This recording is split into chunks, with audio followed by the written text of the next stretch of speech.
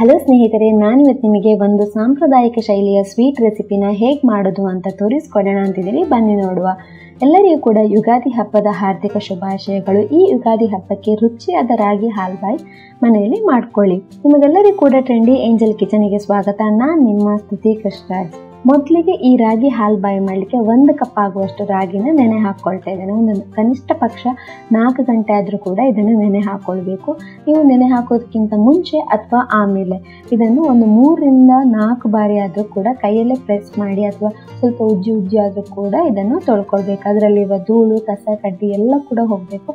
ಅಲ್ಲಿ ತನಕ ಒಂದು ಕ್ಲೀನಾಗಿ ಇದನ್ನು ತೊಳ್ಕೊಳ್ಬೇಕು. ಈ ಥರ ತೊಳ್ಕೊಂಡು ಆದಮೇಲೆ ನೀರನ್ನೆಲ್ಲ ತೆಗೆದು ಒಂದು ಮಿಕ್ಸರ್ ಜಾರಿಗೆ ಎಲ್ಲವನ್ನು ಕೂಡ ಹಾಕ್ಕೊಳ್ಬೇಕು. ಆಮೇಲೆ 1 ಕಪ್ ಆಗುವಷ್ಟು ತೆಂಗಿನ ತುರಿ, ನಾನಿಲ್ಲಿ ಸ್ವಲ್ಪ ಎಳೆತದ ತೆಂಗಿನ ತುರಿಯನ್ನು ಯೂಸ್ ಮಾಡ್ಕೊಳ್ತಾ ಇದ್ದೇನೆ. ಅದರಲ್ಲಿ ಸ್ವಲ್ಪ ಹಾಲು ಜಾಸ್ತಿ ಬರುತ್ತೆ ಅಂತ. ನೀವು ಸ್ವಲ್ಪ ಬಲ್ತಂತಹ ತೆಂಗಿನಕಾಯಿಯ ತುರಿ ಯೂಸ್ ಮಾಡ್ತಿದ್ರ ಅಂತಲೇ ನೀವು 1.5 ಕಪ್ ಆಗುವಷ್ಟು ಹಾಕ್ಕೊಳ್ಬೇಕಾಗತ್ತೆ. ಆಮೇಲೆ 1 ಕಪ್ ಆಗುವಷ್ಟು ನೀರು ಹಾಕಿ ಎಷ್ಟು ಸಾಧ್ಯವೋ ಅಷ್ಟು ನುಣ್ಣಗೆ ಇದನ್ನು ರುಬ್ಕೊಳ್ಬೇಕು. ಈ ಥರ ರುಬ್ಬಿದ ಆದಮೇಲೆ ಒಂದು ಪಾತ್ರೆ ಮೇಲೆ ಕ್ಲೀನಾಗಿರುವಂತಹ ಬಟ್ಟೆ ಹಾಕಿ ರುಬ್ಬಿರುವಂತಹ ಮಿಶ್ರಣ ಹಾಕಿ ಇದನ್ನು ಎಲ್ಲವನ್ನು, ಅಂದರೆ ನಾನಿಲ್ಲಿ ವಿಡಿಯೋದಲ್ಲಿ ಯಾವ ರೀತಿ ತೋರಿಸ್ತಾ ಇದ್ದೇನೆ ನೋಡಿ, ಬಟ್ಟೆನೆಲ್ಲ ಮೇಲ್ಗಡೆ ಮಾಡಿಕೊಂಡು ಕೈಯಲ್ಲಿ ಪ್ರೆಸ್ ಮಾಡ್ತಾ ಹಾಲನ್ನೆಲ್ಲ ತಗೊಳ್ಬೇಕು. ಈ ಥರ ನಿಮಗೆ ಮಾಡ್ಲಿಕ್ಕೆ ಕಷ್ಟ ಆಗ್ತದೆ ಅನ್ನೋವರು ಜರಡಿಯಲ್ಲಿ ನೀವು ರುಬ್ಬಿರುವಂತಹ ಮಿಶ್ರಣ ಎಲ್ಲ ಹಾಕಿ ಮೇಲಿಂದ ಸೌಟಲ್ಲಿ ಪ್ರೆಸ್ ಮಾಡಿದರೆ ಕೂಡ ಕ್ಲೀನಾಗಿ ಹಾಲು ಬಂದೋಗುತ್ತೆ. ನಿಮಗೆ ಯಾವುದು ಕಂಫರ್ಟೇಬಲ್ ಅನಿಸುತ್ತೋ, ಯಾವುದು ಕನ್ವೀನಿಯಂಟ್ ಅನಿಸುತ್ತೋ ನೀವು ಹಾಗೆ ಹಾಲನ್ನು ತಗೊಳ್ಳಿ. ಆಮೇಲೆ ಏನು ರಾಗಿ ಮತ್ತು ತೆಂಗಿನ ತುರಿಯ ಮಿಶ್ರಣ ಏನು ಬಾಕಿಯಾಗಿರುತ್ತಲ್ಲ ಇದರಲ್ಲಿ, ಅಂದರೆ ಹಿಂಡಿ ಆದಮೇಲೆ ಏನು ಬಾಕಿಯಾಗಿರುತ್ತೆ ಅದನ್ನು ಪುನಃ ಮಿಕ್ಸರ್ ಜಾರಿಗೆ ಹಾಕ್ಕೊಳ್ಳಿ. ಆಮೇಲೆ 1.5 ರಿಂದ 2 ಕಪ್ ಆಗುವಷ್ಟು ನೀರು ಹಾಕಿ ಪುನಃ ಎಷ್ಟು ಸಾಧ್ಯವೋ ಅಷ್ಟು ಇದನ್ನು ರುಬ್ಕೊಳ್ಬೇಕು. ಒಂದು 5 ನಿಮಿಷ ಚೆನ್ನಾಗಿ ಇದನ್ನು ರುಬ್ಕೊಳ್ಬೇಕು. ಈ ಥರ ರುಬ್ಬೋದ್ರಿಂದ ಕ್ಲೀನಾಗಿ ಹಾಲೆಲ್ಲ ಬಂದೋಗುತ್ತೆ. ಈ ಮೆಥಡ್ ಒಂದು 2 ರಿಂದ 3 ಬಾರಿ ಆದರೂ ಕೂಡ ಮಾಡ್ಕೊಳ್ಬೇಕು, ಅದರಲ್ಲಿರುವ ಹಾಲೆಲ್ಲ ಕ್ಲೀನಾಗಿ ಬರಲಿಕ್ಕೆ. ಆಮೇಲೆ ಫಸ್ಟ್ ನಾವೇನು ಹಾಲು ತೆಗೆದಿರ್ತೀವಲ್ಲ ಅದನ್ನೆಲ್ಲವನ್ನು ಕೂಡ ಹಾಲ್ಬಾಯಿ ಯಾವ ಪಾತ್ರೆಯಲ್ಲಿ ಮಾಡ್ತೇವೆ ಅಂದರೆ ಕಡಾಯಿಯಲ್ಲಿ, ಅದೇ ಪಾತ್ರೆಗೆ ಹಾಕ್ಕೊಳ್ಳಿ. ಆಮೇಲೆ 2ನೇ ಬಾರಿ ಕೂಡ ಅದೇ ರೀತಿಯಾಗಿ ಹಾಲು ತಗೊಂಡ್ರೆ ಆಯಿತು. ಮೊದಲು ಯಾವ ರೀತಿಯಾಗಿ ಬಟ್ಟೆ ಎಲ್ಲ ಹಾಕಿ ತಗೊಳ್ತೀವಲ್ಲ ಅದೇ ಪಾತ್ರೆಗೆ ಅದೇ ಬಟ್ಟೆ ಯೂಸ್ ಮಾಡಿ ರುಬ್ಬಿರುವಂತಹ ಮಿಶ್ರಣ ಹಾಕಿ ಕೈಯಲ್ಲಿ ಚೆನ್ನಾಗಿ ಹಿಂಡಿ ಹಾಲನ್ನೆಲ್ಲ ತಗೊಳ್ಬೇಕು. ನೀವು ರಾಗಿ ಮತ್ತು ತೆಂಗಿನ ತುರಿ ಸಪ್ರೇಟಾಗಿ ರುಬ್ಕೊಂಡು ನೀವು ಹಾಲನ್ನು ತಗೊಳ್ಬೋದು. ಬಟ್ ಅದು ಸ್ವಲ್ಪ ಲೆಂತಿ ಪ್ರೊಸೆಸ್ ಅಂತ ನನಗೆ ಫೀಲ್ ಆಗುತ್ತೆ. ಅದಕ್ಕೋಸ್ಕರ 2 ಕೂಡ ಒಟ್ಟಿಗೆ ಹಾಕಿ ನಾನಿಲ್ಲಿ ಹಾಲು ತಗೊಂಡು ಮಾಡ್ತಾ ಇದ್ದೇನೆ. ನಿಮಗೆ ಯಾವ ರೀತಿ ಬೇಕೋ ಆ ರೀತಿಯಲ್ಲಿ ಮಾಡ್ಕೊಳ್ಳಿ. ಬಟ್ ರಾಗಿ ಪುಡಿ ಏನು ಬರುತ್ತೆ, ಅಂದರೆ ರಾಗಿ ಹುಡಿ ಬರುತ್ತಲ್ಲ, ನೀವು ದೋಸೆಗೆಲ್ಲ ಬೇರೆ ರಾಗಿ ಪುಡಿ ಅಂತ ಯೂಸ್ ಮಾಡ್ತಿರಲ್ಲ, ಅದನ್ನು ಹಾಕಿದರೆ ಎಷ್ಟು ಚೆನ್ನಾಗಿ ರಾಗಿ ಹಾಲ್ಬಾಯಿ ಟೇಸ್ಟ್ ಬರಲ್ಲ. ನೀವು ಅದರಲ್ಲಿ ಕೂಡ ಡೈರೆಕ್ಟಾಗಿ ಮಾಡ್ಕೊಳ್ಬೋದು, ಬಟ್ ಇಷ್ಟು ಚೆನ್ನಾಗಿ ಬರಲ್ಲ. ಇಡೀ ರಾಗಿನೇ ಈ ಹಾಲ್ಬಾಯಿಗೆ ಯೂಸ್ ಮಾಡಿ ಅನ್ನೋದು ನನ್ನ ಒಂದು ಪರ್ಸನಲ್ ಒಪಿನಿಯನ್. ಈ ಥರ ಹಾಲೆಲ್ಲ ತೆಗೆದ್ಮೇಲೆ ನಾವು ಫಸ್ಟಿಗೆ ಏನು ಹಾಲು ಹಾಕಿರ್ತೀವಲ್ಲ ಕಡಾಯಿಗೆ, ಅದೇ ಹಾಲಿಗೆ ಸೇರಿಸ್ಕೊಳ್ಬೇಕು.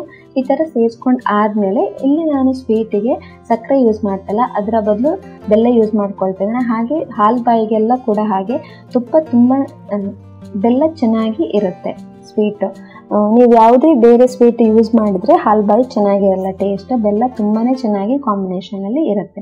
ಅದಕ್ಕೆ ಒಂದು ಪಾತ್ರೆಗೆ 1.5 ಕಪ್ ಆಗುವಷ್ಟು ಬೆಲ್ಲ ಹಾಕಿ 1/2 ಕಪ್ ಅಷ್ಟು ನೀರು ಹಾಕಿ ಇದನ್ನು ಬೆಲ್ಲವನ್ನು ಕರಸ್ಕೊಳ್ತಾ ಇದ್ದೀನಿ. ಯಾವುದೇ ಪಾಕ ಎಲ್ಲ ಬರೋ ಅವಶ್ಯಕತೆ ಇಲ್ಲ. ನೀವು ಸ್ವಲ್ಪ ಸ್ವೀಟ್ ಜಾಸ್ತಿ ಬೇಕು ಅನ್ನೋರು 2 ಕಪ್ ಆಗುವಷ್ಟು ಬೆಲ್ಲ ಹಾಕ್ಕೊಂಡ್ರೆ ಸರಿಯಾಗಿರುತ್ತೆ. ನಾನಿಲ್ಲಿ ಮಾಮೂಲಿಯಾಗಿ ಸ್ವೀಟ್ ಇರಲಿ ಅಂತೇಳಿ 1.5 ಕಪ್ ಆಗುವಷ್ಟು ಬೆಲ್ಲವನ್ನು ಚೆನ್ನಾಗಿ ನೀರು ಹಾಕಿ ಕರಸ್ಕೊಳ್ತಾ ಇದ್ದೇನೆ. ಈ ಥರ ಕರಸ್ಕೊಂಡು ಆದಮೇಲೆ ಏನು ಮೊದಲು ಹಾಲು ಹಾಕ್ಕೊಂಡಿರ್ತೀವಲ್ಲ ಅದಕ್ಕೆ ಒಂದು ಜರಡಿಯಲ್ಲಿ ಡೈರೆಕ್ಟಾಗಿ ಇದನ್ನು ಶೋಧಿಸ್ಕೊಳ್ತಾ ಇದ್ದೇನೆ. ನೀವು ಸಪ್ರೇಟಾಗಿ ಶೋಧಿಸ್ಕೊಂಡು ಕೂಡ ಸೇರಿಸ್ಕೊಳ್ಬೋದು ಅಥವಾ ಈ ಥರ ಡೈರೆಕ್ಟಾಗಿ ಕೂಡ ಹಾಕ್ಕೊಳ್ಬೋದು. ನೀವು ಜೋನಿ ಬೆಲ್ಲ ಅಥವಾ ಬೇರೆ ಯಾವುದಾದ್ರೂ ಬೆಲ್ಲ ಯೂಸ್ ಮಾಡ್ತೀರಾ, ಅದರಲ್ಲಿ ಏನು ಕಸ ಎಲ್ಲ ಇಲ್ಲ ಅಂತ ನೀವು ಶೂರ್ ಆಗಿದ್ದರೆ ನೀವು ಡೈರೆಕ್ಟ್ ಕೂಡ ಹಾಕ್ಕೊಳ್ಬೋದು. ಈ ಥರ ಎಲ್ಲವನ್ನು ಕೂಡ ಹಾಕ್ಕೊಳ್ಳುವಾಗ ಒಂದು 7 ಕಪ್ ಅಂದರೆ 7.5 ಕಪ್ ಆಗುವಷ್ಟು ಆಗಿದೆ. ಈ ಕನ್ಸಿಸ್ಟೆನ್ಸಿಯಲ್ಲಿ ಸ್ಟಾರ್ಟಿಂಗಲ್ಲಿ ಇರಬೇಕು. ಆಮೇಲೆ ಇದನ್ನೊಂದು 5 ನಿಮಿಷ ಅಥವಾ 10 ನಿಮಿಷ ಇದನ್ನು ದೊಡ್ಡ ಫ್ಲೇಮಲ್ಲಿ ಚೆನ್ನಾಗಿ ಇದನ್ನು ಕೈಯಲ್ಲಿ ಆಡಿಸ್ತಾ ಮಿಕ್ಸ್ ಮಾಡ್ತಾ ಇರಬೇಕು. ಫಸ್ಟಿಗೆ ಯಾವ ರೀತಿಯಾಗಿತ್ತು, ಒಂದು 10 ನಿಮಿಷ ಆದಮೇಲೆ ಯಾವ ರೀತಿಯಲ್ಲಿ ಇದೆ ಅಂತ ನೀವು ನೋಡ್ಕೊಳ್ಬೋದು. ಆಮೇಲೆ ಇದಕ್ಕೆ 1 ಚಮಚದಷ್ಟು ಏಲಕ್ಕಿ ಪುಡಿ ಹಾಕಿ ಚೆನ್ನಾಗಿ ಇದನ್ನು ಮಿಕ್ಸ್ ಮಾಡ್ಕೊಳ್ಬೇಕು.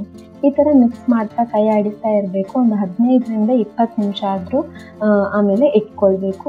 ಆಮೇಲೆ ಚೆನ್ನಾಗಿ ಕೈ ಆಡಿಸ್ತಾ ಇರಬೇಕಾದ್ರೆ ನೀವು ಒಂದು ಪ್ಲೇಟಿಗೆ ಒಂದು ಸ್ವಲ್ಪ ತುಪ್ಪ ಹಾಕಿ ಚೆನ್ನಾಗಿ ಇದನ್ನು ಸವರ್ಕೊಳ್ಬೇಕು. ನಿಮ್ಗೆ ಎಷ್ಟು ದಪ್ಪ ಬೇಕು ಅಂದರೆ, ನೀವು ತುಂಬ ದಪ್ಪ ಮಾಡ್ತಿಲ್ಲ ಹಾಲ್ಬಾಯಿ ಅಂತ ಹೇಳುವರು 1-2 ಪ್ಲೇಟಿಗೆ ತುಪ್ಪ ಸವರಿ ಇಟ್ಕೊಳ್ಳಿ. ಇಲ್ಲ ಅಂತಂದರೆ 1 ಪ್ಲೇಟ್ ಕೂಡ ಸಾಕಾಗುತ್ತೆ. ನೀವು ದೊಡ್ಡ ಪ್ಲೇಟ್ ಅಂದಾಗ ಕೂಡ 1 ಸಾಕಾಗುತ್ತೆ. ನೋಡಿ, ಈಗ ಒಂದು 25 ನಿಮಿಷ ಆಗುವಾಗ ಹಾಲ್ಬಾಯಿ ಯಾವ ಕನ್ಸಿಸ್ಟೆನ್ಸಿಯಲ್ಲಿ ಬಂದಿದೆ ಅಂತ ನೀವು ವಿಡಿಯೋದಲ್ಲಿ ನೋಡ್ಕೊಳ್ಬೋದು. ಈ ಥರ ಆದಮೇಲೆ ಒಂದು 4 ಚಮಚದಷ್ಟು ತುಪ್ಪವನ್ನು ಹಾಕ್ಕೊಳ್ತಾ ಇದ್ದೇನೆ. ನೀವು ತುಪ್ಪ ಇಷ್ಟ ಇಲ್ಲ ಅಂತಂದರೆ ಸ್ಕಿಪ್ ಕೂಡ ಮಾಡ್ಕೋಬೋದು. ಬಟ್ ತುಪ್ಪ ಹಾಕಿದರೆ ಹಾಲ್ಬಾಯಿ ತುಂಬಾ ಟೇಸ್ಟಿಯಾಗಿರುತ್ತೆ, ಹಾಗೆ ತುಂಬಾ ಘಮ ಕೂಡ ಕೊಡುತ್ತೆ. ಒಂದು 4 ಚಮಚದಷ್ಟು ತುಪ್ಪ ಹಾಕೊಂಡ್ಮೇಲೆ ಇದನ್ನು ಚೆನ್ನಾಗಿ ಒಂದು 10 ನಿಮಿಷ ಕಾಲ ಚಿಕ್ಕ ಉರಿಯಲ್ಲಿ ಇಟ್ಕೊಂಡೆ ಇದನ್ನು ಮಿಕ್ಸ್ ಮಾಡ್ಕೊಳ್ಬೇಕು. ತುಂಬ ದೊಡ್ಡ ಫ್ಲೇಮಲ್ಲಿ ಇಟ್ಕೊಳ್ಳಿಕ್ಕೆ ಹೋಗಬೇಡಿ, ಅವಾಗ ಅದು ಸರಿಯಾಗಿ ಬರಲ್ಲ. ಈ ಥರ ಚಿಕ್ಕ ಉರಿಯಲ್ಲಿ ಇಟ್ಕೊಂಡೆ ಚೆನ್ನಾಗಿ ಕೈ ಆಡಿಸ್ತಾ ಇದನ್ನು ಮಿಕ್ಸ್ ಮಾಡ್ತಾ ಬರಬೇಕು.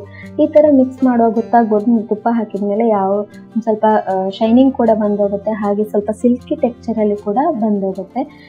ಈ ಥರ ಚೆನ್ನಾಗಿ ಒಂದು ಅರ್ಧ ಗಂಟೆ, ಒಂದು 30ರಿಂದ 35 ನಿಮಿಷ ಆದಮೇಲೆ ನೀವು ಕನ್ಸಿಸ್ಟೆನ್ಸಿಯನ್ನು ನೋಡ್ಕೊಳ್ಬೋದು.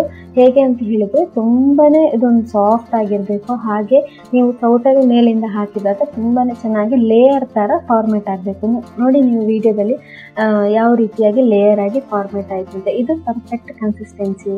ನೀವು ಲೇಯರ್ ಆಗಿ ಆಯಿತು ಅಂತ ಹೇಳಿದರೆ ನೀವು ಸ್ಟವನ್ನು ಆಫ್ ಮಾಡಿ ತುಪ್ಪ ಸವರಿದಂತಹ ಪ್ಲೇಟಿಗೆ ಹಾಕ್ಕೊಂಡ್ರೆ ಆಯಿತು.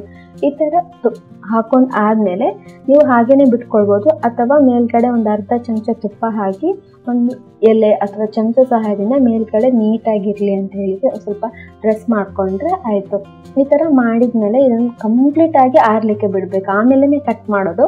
ಒಂದು 2 ಗಂಟೆ ಆದರೂ ಕೂಡ ಕಂಪ್ಲೀಟಾಗಿ ಆರಲಿಕ್ಕೆ ಬಿಡಿ. ನಿಮ್ಗೆ ಬೇಗ ಬೇಕು ಅಂತಂದರೆ ಫ್ಯಾನ್ ಹಾಕಿ ಅದರ ಕೆಳಗಡೆ ಇಡಿ, ಆವಾಗ ಬೇಗನೆ ತಣ್ಣಗಾಗುತ್ತೆ. ಆಮೇಲೆ ಎಷ್ಟು ದೊಡ್ಡ ಬೇಕು, ಯಾವ ರೀತಿ ಶೇಪ್ ಬೇಕೋ ಆ ರೀತಿ ಶೇಪು ಹಾಗೆ ದೊಡ್ಡಕ್ಕೆ ನಿಮಗೆ ಬೇಕಾದ ಹಾಗೆ ನೀವು ಕಟ್ ಮಾಡ್ಕೊಳ್ಬೋದು. ತುಂಬಾ ತಣ್ಣಗಾಗಬೇಕು, ಆವಾಗಲೇ ಇದರ ರುಚಿ ಗೊತ್ತಾಗೋದು. ಹಾಗೆ ತುಂಬಾ ಟೇಸ್ಟಿಯಾಗಿರುತ್ತೆ, ಸಾಫ್ಟ್ ಜೆಲ್ಲಿಯಾಗಿ ಕೂಡ, ಅಂದರೆ ನೀವು ಬೇರೆ ಎಲ್ಲ ಜೆಲ್ಲಿ ಟೈಪ್ ಸಿಗುತ್ತಲ್ಲ ಅದೇ ರೀತಿ ಇದು ಹಾಲ್ಬಾಯಿ ಇರುತ್ತೆ. ತುಂಬಾ ಸಾಫ್ಟ್ ಆಗಿರುತ್ತೆ. ಮಕ್ಕಳಿಗೆ ಅಥವಾ ದೊಡ್ಡವರಿಗೆ ಕೂಡ ಇದು ತುಂಬಾ ಇಷ್ಟ ಆಗುತ್ತೆ. ಇದೊಂದು ಹೆಲ್ದಿ ಸ್ನ್ಯಾಕ್ ಅಂತ ಕೂಡ ಹೇಳ್ಬೋದು. ಹಿಂದಿನ ಕಾಲದಲ್ಲೆಲ್ಲ ತುಂಬಾ ಜಾಸ್ತಿ ಮಾಡ್ತಾಯಿದ್ರು, ಬಟ್ ಈಗೆಲ್ಲ ಸ್ವಲ್ಪ ಕಡಿಮೆ ಆಗಿದೆ. ಬಟ್ ತುಂಬಾ ರುಚಿ ಇರುತ್ತೆ. ನೀವು ಯುಗಾದಿಗೆ ಪರ್ಫೆಕ್ಟಾಗಿ ಒಂದು ರಾಗಿ ಹಾಲ್ಬಾಯಿ ಮಾಡ್ಕೊಳ್ಳಿ.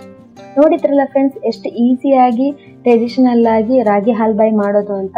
ಈ ರೆಸಿಪಿ ನಿಮಗೆ ಇಷ್ಟ ಆಗಿದೆ, ಪ್ಲೀಸ್ ಲೈಕ್ ಮಾಡಿ, ಶೇರ್ ಮಾಡಿ, ಹಾಗೆ ಸಬ್ಸ್ಕ್ರೈಬ್ ಆಗೋದನ್ನು ಮರಿಬೇಡಿ.